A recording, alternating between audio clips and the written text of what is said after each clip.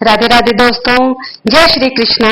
आप सभी को मेरी प्यार भरी नमस्कार।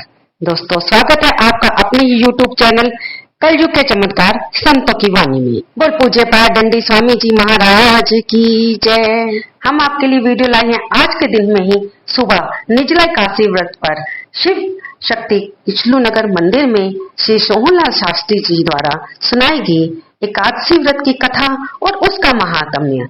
आइए आप भी हमारे साथ इस व्रत की कथा को सुनिए और पुण्य कमाइए।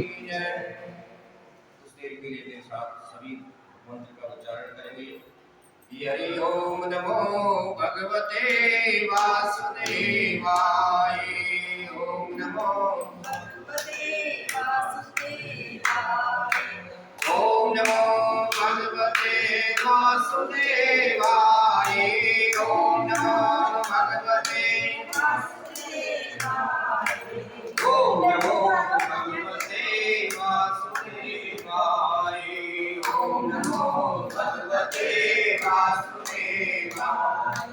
ओम नमो भगवते वासुदेवाय।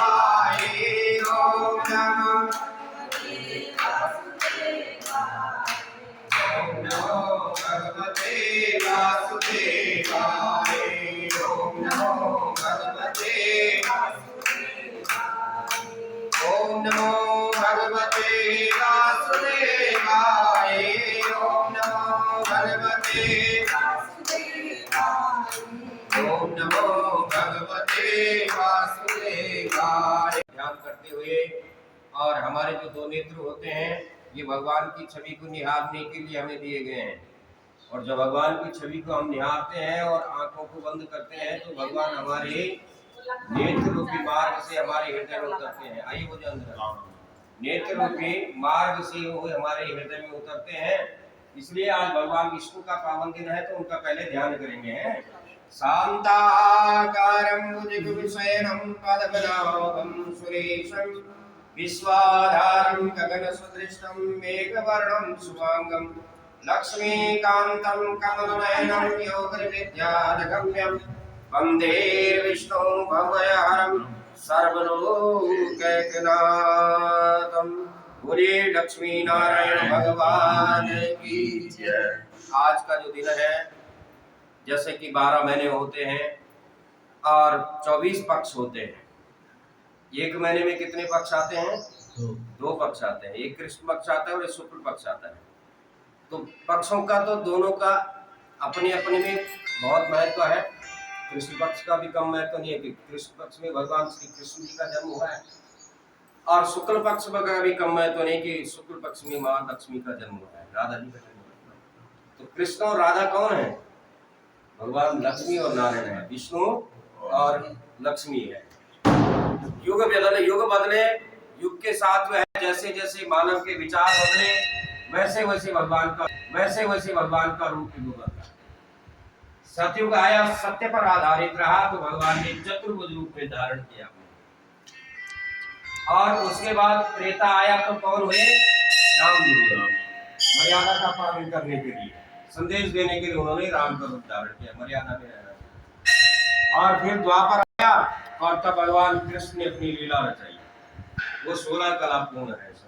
थोड़ा युग परिवर्तित हुआ, जैसे जैसे युग परिवर्तित हुआ मनुष्य को संदेश देने के लिए भगवान ने अपना अवतार बताया।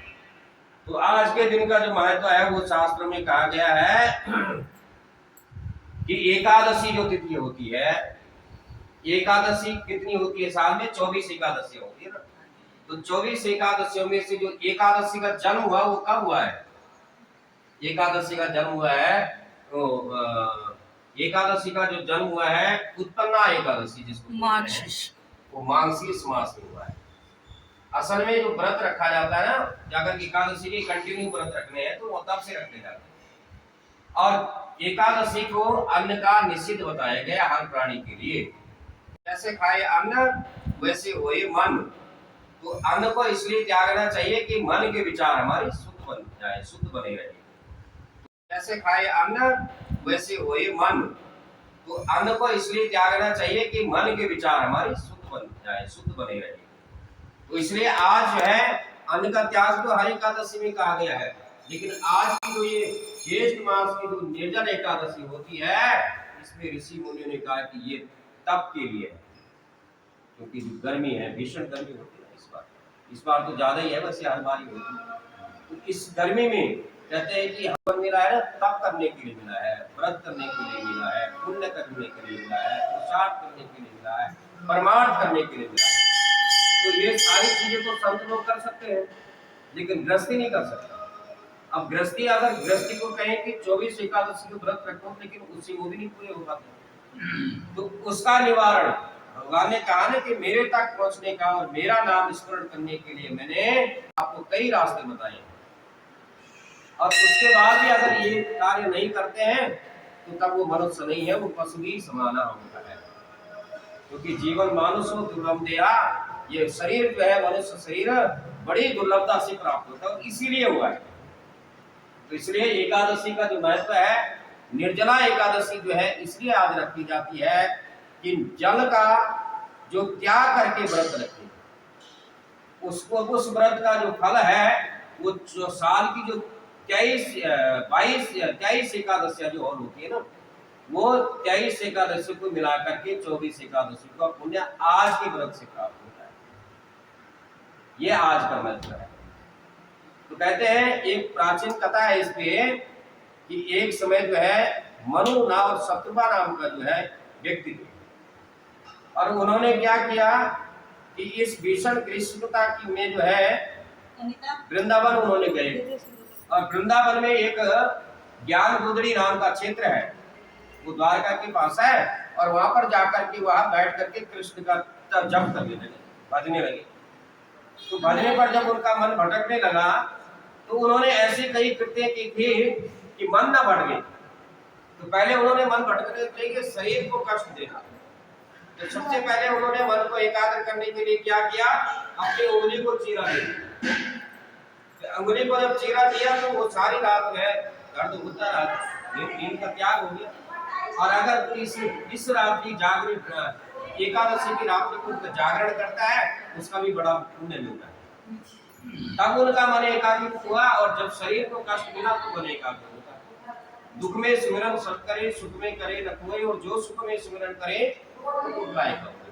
मनु और शत्रुपा ने कहा कि अब मन भटक रहा है, इसलिए एकाग्रता से यहीं पर बैठना है, और यहीं वहीं पर बैठने के बाद जैसे जैसे ताप बढ़ता गया उनका पुण्य बढ़ता गया, जैसे जैसे ताप बढ़ता गया उनका पुण्य बढ़ता गया, और ताप बढ़ा, भगवान उनके सामने आ गए।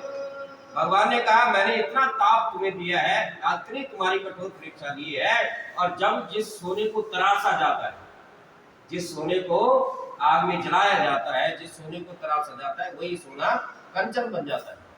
तो ऐसे ही कहते मनु शत्रुपा, मैंने तो तुम्हें इसलिए परीक्षा दी है, अब मेरा कर्तव्य बनता है कि तुझे दर्शन देना, और तुम्हें दर्शन तो मैंने दे दिया, लेकिन आप वर मांगो। कहते भगवान, बात तो मुझे हमें कुछ नहीं चाहिए, आपके दर्शन चाहिए थे, अब हम इससे बना हमें क्या होने देना। कहते नहीं नहीं, ऐसा नहीं, भगवान के पास हम आते हैं तो कुछ लेके आते हैं ना, फल लेके आते हैं, फूल लेके आते हैं, जल लेके, दक्षिणा लेके आते हैं।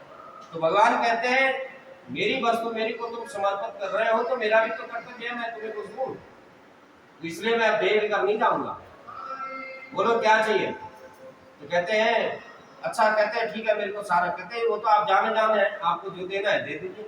तो कहते हैं तुम्हारा पुत्र नहीं है, तुम पुत्र का वरदान मांगो। कहते हैं ये तो संभव नहीं हो सकता अभी। कहते हैं हम तो इस संसार के पुत्र जैसा पुत्र तो चाहिए नहीं हम, क्योंकि संसार का पुत्र जो है वो दूर हो सकता है, संसार का पुत्र जो है भौतिक सुख में डूब करके माता पिता को त्याग सकता है, इसलिए हमको आप मिल गए हैं, हमें वही बहुत। नहीं नहीं नहीं, पुत्र के बिना जो है ना, कहते हैं मनुष्य की गति नहीं होती है, तो तुम्हें पुत्र मांगना पड़ेगा। तो प्रभु अगर कहते हैं आपने पुत्र देना है तो अपना जैसा पुत्र मिले, मनु ने, और भगवान ने तथास्तु कहा। और जब तथास्तु कह दिया, बाद में सोचने लगे मेरा जैसा तो वही हो, और तो है ही नहीं दुनिया में।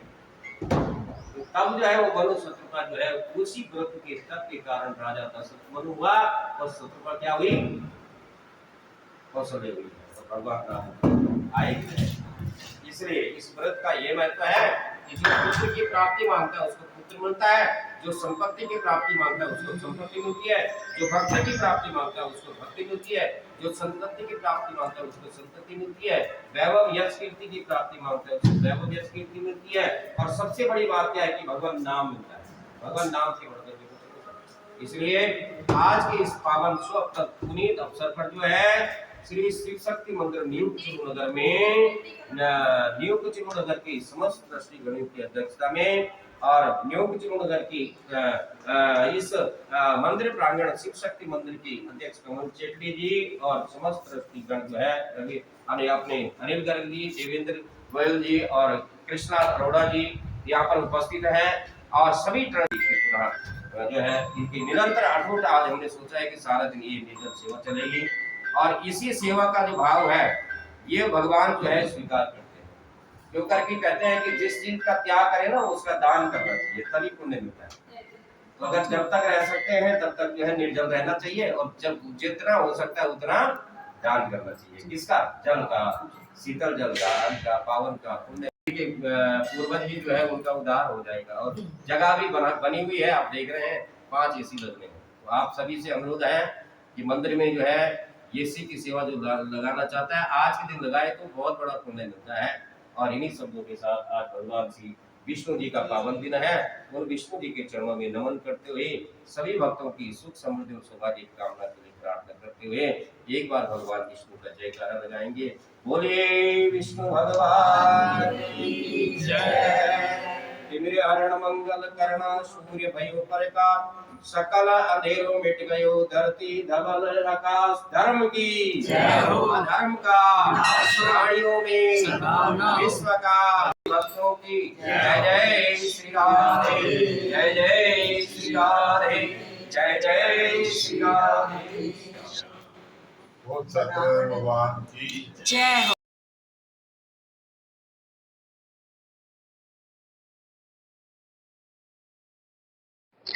तो दोस्तों उम्मीद करती हूँ आपको ये वीडियो पसंद आई होगी। कृपया से लाइक करें, शेयर करें और कमेंट बॉक्स में जय श्री राधे, जय श्री विष्णु हरि, जय माँ लक्ष्मी, जय माता दी, हर हर महादेव लिखना बिल्कुल न भूलें। और आज दिन मंगलवार का है, ज्येष्ठ मास का बड़ा मंगलवार है, इसलिए जय बजरंगबली लिखना तो बिल्कुल ही ना भूलें। धन्यवाद दोस्तों। बोल श्री लक्ष्मी नारायण भगवान की जय। हर हर महादेव।